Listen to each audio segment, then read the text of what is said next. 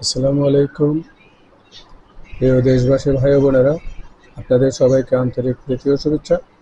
আপনাদেরকে আজকে কিছু আশ্চর্যজনক জিনিস আপনাদেরকে দেখাতে চাই। আপনারা দেখুন যে ভারতের আচ্ছা ভারতের বেনাপোল নোম্যান্স ল্যান্ডে বিক্ষোভ করছে ভারতীয়রা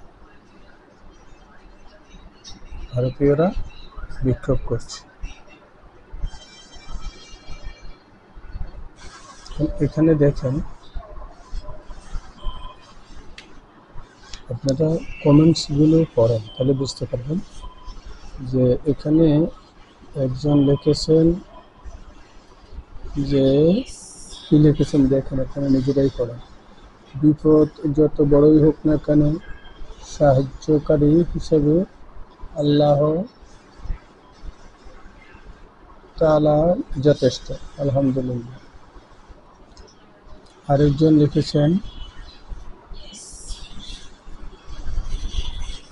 লিখেছেন তাতে আমাদের ছেঁড়া গেল দাদা। কি ছেঁড়া গেল সেটা আর আমি পড়লাম না। বাংলাদেশের উন্নয়ন অগ্রগতির প্রধান ও প্রথম অন্তরায় হচ্ছে ইন্ডিয়া।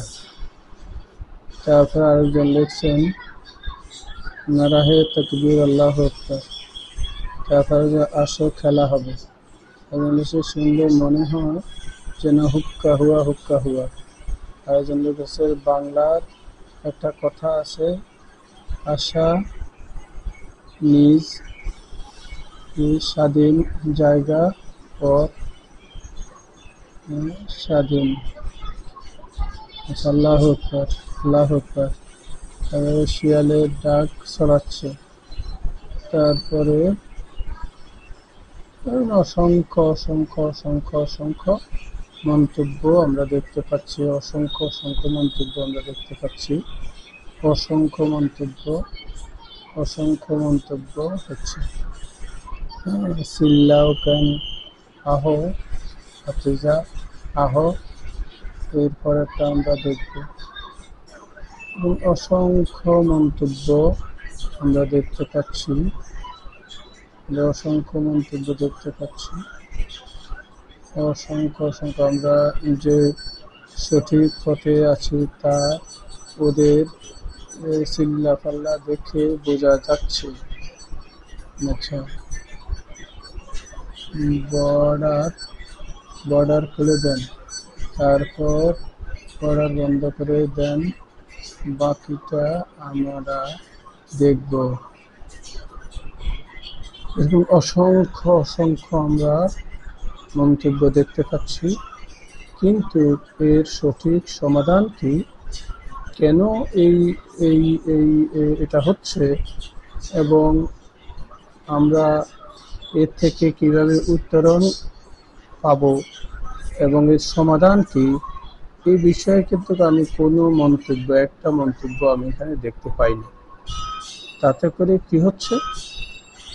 করে কি বোঝা যাচ্ছে যে আমরা যারা মন্তব্য করতেছি আর যারা চিল্লাচিল্লি করতেছে, পার্থক্য কোথায়?